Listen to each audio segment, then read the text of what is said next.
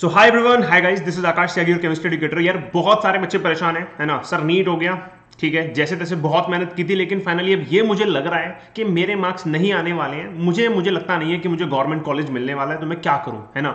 बहुत सारे बच्चों के मन में क्वेश्चन है, बहुत लोग परेशान हैं, समझ नहीं पा रहे हैं कि सर ड्रॉप लेना चाहिए, प्राइवेट की तरफ चला जाऊं, उस प्राइवेट में मुझे एमबीबीएस नहीं मिल रहा है, तो मुझे क्या करना चाहिए, मुझे समझ में नहीं आ रहा है। चलो यार, इसी पे डिस्कशन करते हैं आज। ऑब्वियस सी बात है, तुम जो भी डिसीजन लोगे वो तुम्हारे लिए बेस्ट ही होगा, लेकिन एक बार हमें इनसाइट्स तो पता हो कि हमारे पास क्या क्या ऑप्शंस हैं। तो आज हम इसी के बारे में बात करने वाले हैं कि हमारे पास क्या क्या ऑप्शंस है, क्या ड्रॉप लेना सही रहेगा या फिर प्राइवेट में जाना सही रहेगा, या फिर मैं एमबीबीएस ना करूं तो भी मेरा काम चलेगा क्या। चलिए इसी के ऊपर डिस्कशन करते हैं यार, और शुरू करते हैं अपने डिस्कशन को। लेकिन डिस्कशन को शुरू करने से पहले ना यार, सबसे पहले एक बहुत ही रो आइडिया ले लेते हैं कि यार एग्जाम सबने दे दिया है, ठीक है, और क्या क्या पॉसिबिलिटीज यहां पे हैं।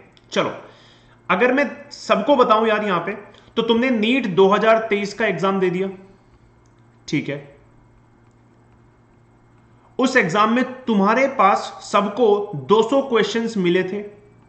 जिन 200 क्वेश्चंस में से सबको 180 क्वेश्चंस लगाने थे, ठीक है, 180, जिसमें से तुम्हारे 45 हो गए बॉटनी में, ठीक है, देन तुम्हारे 45 हो गए जूलॉजी में, ठीक है, देन तुम्हारे 45 हो गए केमिस्ट्री में, देन तुम्हारे 45 हो गए फिजिक्स में, ठीक है। सबने अपना आंसर की चेक कर ली, ठीक है, सबने अपना एनालिसिस भी दे दिया। तुमने अगर नोट किया हो तो अगर तुम बायो को देखो तो कंप्लीट एनसीईआरटी से था, ठीक है। केमिस्ट्री को बच्चे बोल रहे हैं कि सर मॉडरेट है, हाँ ठीक है, थोड़ा सा मॉडरेट मान लेते हैं। और अगर हम फिजिक्स की बात करें तो इजी था, है ना, इतना टफ नहीं लगा किसी को भी। उसके बावजूद भी बहुत सारे बच्चे परेशान हैं कि सर समझ में नहीं आ रहा है कि जो मेरे 720 मार्क्स आने थे ना, मेरे जो 720 मार्क्स आने थे, बहुत प्रॉब्लम मुझे लग रहा है, मतलब मेरा एनालिसिस ये कहता है कि मैं रह जाऊंगा। बहुत सारे बच्चे कह रहे हैं कि सर आराम से हो गया मेरा मेडिकल कॉलेज, ऐसे भी हो सकता है कि एम्स दिल्ली में मिल जाए, है ना, इतने मार्क्स मेरे आ रहे हैं, मेरे तो 720 में 720 आ रहे हैं। लेकिन लेकिन लेकिन लेकिन क्या क्या पॉसिबिलिटीज है, किस ग्रुप में बच्चे, एक बार सबको देख लेते हैं। चलो सबसे पहले हम एमबीबीएस की बात करते हैं, क्योंकि सबका पहला टारगेट वही है। अगर मैं एमबीबीएस की बात करूं यार, तो हम कैटेगरी में जब डिवाइड करते हैं, जब हम कैटेगरी में डिवाइड करते हैं तो हम सबका देख लेते हैं। अगर मैं जनरल की बात करूंगा, अगर मैं ओबीसी की बात करूंगा, अगर मैं एससी की बात करूंगा, अगर मैं एसटी की बात करूंगा, मोटा मोटा मैं इन्हीं के बारे में बात कर रहा हूं, ठीक है।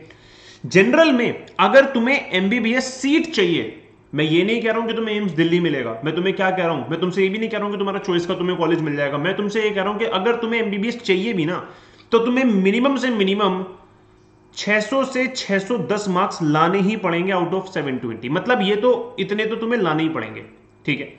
क्या इतनी बात समझ में आ गई? इतने मार्क्स तुम्हें लाने पड़ेंगे। और तुम्हें पता है इस बार एज लिमिट का वो क्राइटेरिया भी हट गया था, तो कट ऑफ इससे ऊपर ही जाएगी, इससे नीचे तो बिल्कुल भी नहीं जाएगी, ठीक है। ये बात अपने दिमाग में डाल लो, ठीक है ना, इसी के अकॉर्डिंग अपना डिसीजन लेना। अगर कोई बच्चा ओबीसी में है तो वो मान के चले 580 से 590 उसको स्कोर करना ही पड़ेगा, अगर उसको एमबीबीएस चाहिए तो। दिस इज कि एमबीबीएस तुम्हें चाहिए, ठीक है ना, गवर्नमेंट कॉलेज में, है ना। चलिए अगेन तुम डिसीजन नहीं ले पाओगे कि तुम्हें कौन सा गवर्नमेंट कॉलेज चाहिए, तो तुम्हें मिनिमम चाहिए ही चाहिए। उसके बाद अगर मैं एससी की बात करूं, तो यार अगर तुम स्कोर कर लेते हो 450 से 460 465 तक आउट ऑफ 720, देन तुम्हें गवर्नमेंट कॉलेज मिल जाएगा। और अगर मैं बात करूं एसटी में, तो तुम्हें 420 से करीब 440 स्कोर करना पड़ेगा अपने एमबीबीएस सीट को लेने के लिए। ये बात दिमाग में डाल लो।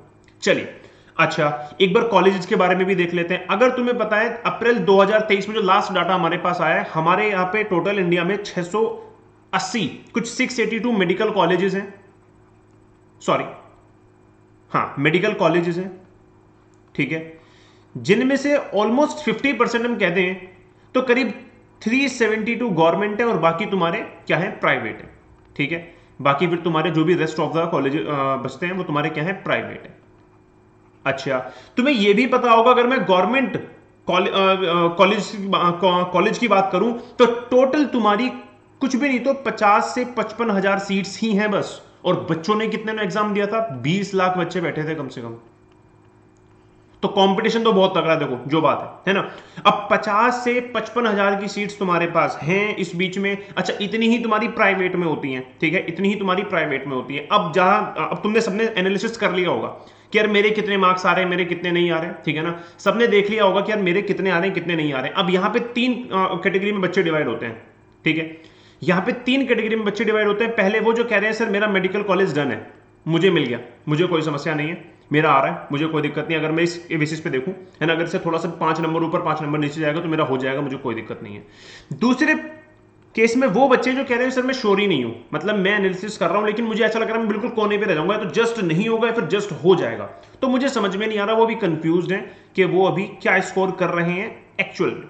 और जो थर्ड कैटेगरी वाले बच्चे हैं वो बिल्कुल ये समझ चुके हैं कि यार मेरा नहीं होने वाला, इस साल तो मेरा नहीं हो रहा। अब उनके पास क्या क्या ऑप्शन है, हमारे लिए सबसे इंपॉर्टेंट बच्चे ये हैं। क्यों? क्योंकि इन्हीं को समस्या है। देखो जिनका हो गया उनका तो हो गया, शांति से बैठ गए, वो तो अब उनको मजे हैं, उन्होंने तो ऑलरेडी पार्टी देना शुरू कर दिया होगा अपने घर में, अपने रिश्तेदारों में। जो कंफ्यूज हैं वो थोड़े से डर में बैठे हैं, थोड़े से शांत भी हैं। और जो जिनका नहीं हो रहा वो सबसे ज्यादा परेशान है, उनको रातों को नींद भी नहीं आ रही होगी। लेकिन मैं तुम्हें सबको बता देता हूं यार, रात में सोना जरूरी है, मतलब ऐसा नहीं है कि तुम इतनी टेंशन में आ जाओ तुम्हें लग रहा हो कि मेरे सामने कोई रास्ता ही नहीं है। रास्ते हैं, हर एक आदमी के पास कोई ना कोई रास्ता होता है, तुम्हें उन सारे रास्तों में से अपने लिए बेस्ट चुनना है ना। कभी भी ऐसा बिल्कुल भी नहीं होता, मेरी बात हमेशा ध्यान रखना यार, तुम किसी भी चीज की तैयारी कर रहे हो, तुम लाइफ में किसी भी टारगेट को अचीव कर रहे हो, रास्ते होते हैं। समझ में आ रही है बात? अगर कोई बहुत गहरे गड्ढे में भी गिर जाए ना, उसके पास एक रास्ता तो ऊपर जाने के लिए होता है। हाँ वो इम्पॉसिबल है लेकिन होता जरूर है, ठीक है। तो हमारे पास या फिर तुम्हारे पास जो बच्चे थर्ड कैटेगरी में हैं उनके पास अभी बहुत सारे रास्ते हैं, तुम्हें केवल ये देखना है मेरे लिए कौन सा बेस्ट है। चलो क्या क्या रास्ते हैं एक बार देख लेते हैं। सबसे पहली बात तो यार देखो, ध्यान से मेरी बात को समझना। अब यहां पे 3 कैटेगरी में बच्चे फिर से डिवाइड होते हैं। पहले वो जो बहुत ही छोटी सिटीज में से आते हैं, जो इतना सीरियस भी नहीं थे। 20 लाख बच्चों में से बहुत सारे बच्चे ऐसे भी होंगे जिन्होंने जो क्वालिफाई भी नहीं करेंगे, जिन्होंने दे दिया बस, ठीक है यार मैं नीट को मैं दे देता हूं, है ना, मुझे लग रहा था मैंने नीट का थोड़ा सा पढ़ा है तो मैं दे देता हूं। ऐसे इन वाले बच्चों में भी कुछ ऐसे होंगे जो ये मान के चल रहे हैं नहीं हुआ कोई बात नहीं, कर लूंगा यार, अपने बराबर वाले कॉलेज से कर लूंगा, मेरे घर मेरे सिटी के बराबर में कॉलेज है, मेडिकल कुछ ना कुछ तो कर ही लूंगा। एक तो वो है, वो निकल गए यहां से, वो अपना मन बना के बैठ चुके हैं, मुझे तो कुछ नहीं करना, मेरा नहीं हुआ बात खत्म। दूसरे बच्चे वो हैं जो एक्चुअल में परेशान है, जिनको परेशान होने का एक बहुत वैलिड रीजन ये मिल गया है कि यार सर मैंने मेहनत बहुत की थी, मैं बहुत ज्यादा डेडिकेटेड था, लेकिन मुझे लग रहा है जिसमें कोने पे रह गया। अब ध्यान से सुनो मेरी बात, जितने भी ये सेकंड कैटेगरी वाले बच्चे हैं जिन्होंने मेहनत दम लगा के की थी लेकिन किसी भी वजह से नहीं कर पाए हैं, इनकी कुछ भी गलती हो सकती है, कुछ भी प्रॉब्लम हो सकती है। यार तुम्हारे लिए सबसे इंपॉर्टेंट मैं बताता हूं क्या है। तुम्हारे लिए सबसे इंपॉर्टेंट है बिना कुछ सोचे ड्रॉप लेना, ठीक है। तुम्हें ड्रॉप लेना चाहिए, पहली बात। अब सर ड्रॉप लेके मेरी आगे की स्ट्रेटेजी क्या होनी चाहिए, तो वो भी सुन लो जरा।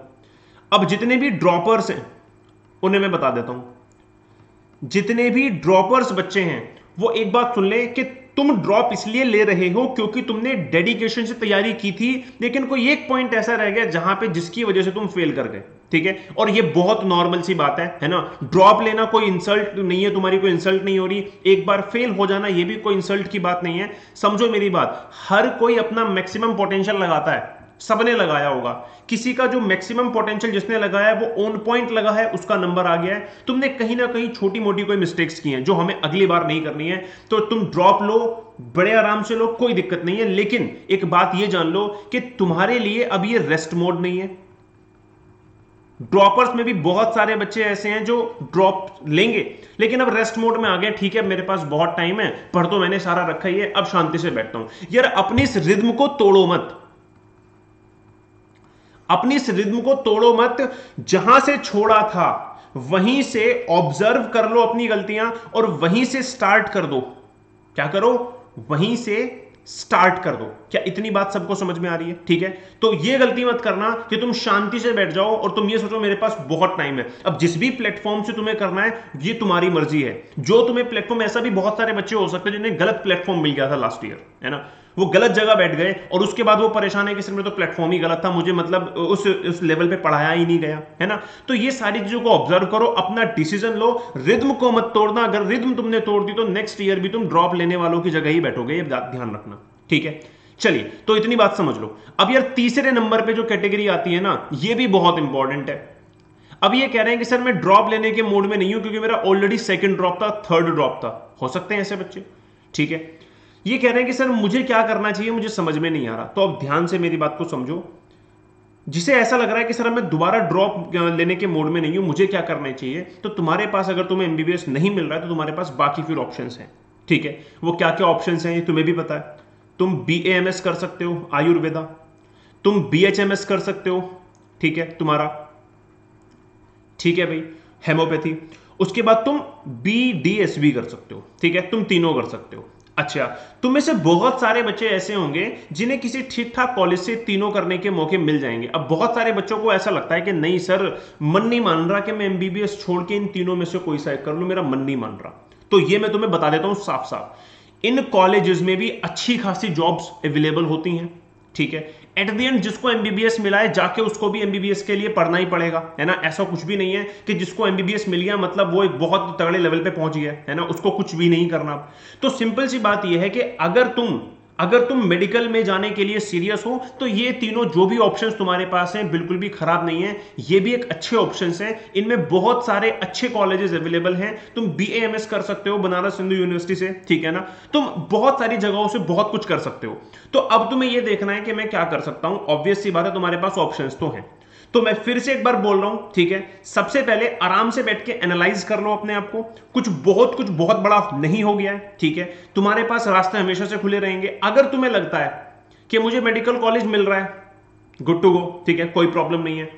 तुम्हें नहीं लग रहा कि मुझे नहीं मिल पा रहा है और मैं थर्ड कैटेगरी में हूं, ठीक है, अभी तो बहुत सारे कंफ्यूज वालों में से भी जब रिजल्ट आएगा तो निकलेंगे, अब वो भी ड्रॉप लेंगे या फिर वो भी प्राइवेट में जाएंगे। तुम भी एक मन बना के चलना, है ना, कि तुम्हें क्या करना है, अगर क्या मेरे पास मेरा रिजल्ट क्या आया तो, ठीक है ना। तो बहुत सारे ऑप्शंस हैं, बैठ के आराम से मैं एक नई वीडियो भी बनाऊंगा तुम्हारे लिए जहां पे मैं तुम्हें यह बताऊंगा कि ठीक है MBBS वालों का तो हो गया जो होना था, इन वाले बच्चों के लिए क्या क्या पॉसिबिलिटीज है। तो मैं नेक्स्ट वीडियो भी लेके आऊंगा जब मैं तुम्हें बताऊंगा कि किस कॉलेज से तुम BAMS कर सकते हो, वहां पे कितनी सीट्स अवेलेबल है, तुम्हारी कितनी रैंक होनी चाहिए, ठीक है। BHMS के लिए तुम किस कॉलेज में आ सकते हो, वहां पे कितनी सीट्स अवेलेबल है, तुम्हारे लिए कितनी रैंक तुम्हारी होनी चाहिए मिनिमम, जो तुम इसमें जा सको, ठीक है। तो नेक्स्ट वीडियो भी लेके आऊंगा। तब तक के लिए मैं तुम्हें इतनी श्योरिटी दे देता हूं कि यार आराम से बैठ के डिसीजन लो, तुम्हारे पास बहुत सारे ऑप्शंस हैं, ठीक है। या तो मेडिकल कॉलेज मिल रहा है, नहीं मिल रहा है तो फिर प्राइवेट की तरफ तुम जा सकते हो, कोई बहुत बड़ी बात नहीं है। और अगर ऑब्वियस सी बात है तुम्हारे पास प्राइवेट में भी बहुत सारी सीट्स हैं, ठीक है। और अगर तुम्हें लगता है कि नहीं मैं MBBS नहीं करके मैं इनमें भी गवर्नमेंट कॉलेज में आ सकता हूं, तो बच्चों तुम्हारे पास ये भी ऑप्शन है। सो टेंशन मत लो, ठीक है, आराम से बैठ के ऑब्जर्व करो, अपने आप को एनालाइज करो और डिसीजन लो। चलो यार मिलते हैं नेक्स्ट वीडियो में, जहां पे मैं तुम्हें ये डिटेल्ड बताऊंगा कि यहां पे तुम गवर्नमेंट कॉलेज में कैसे कैसे कितने कितने रैंक पे जा सकते हो। Okay guys, thank you very much, मिलते हैं नेक्स्ट क्लास में, बाय।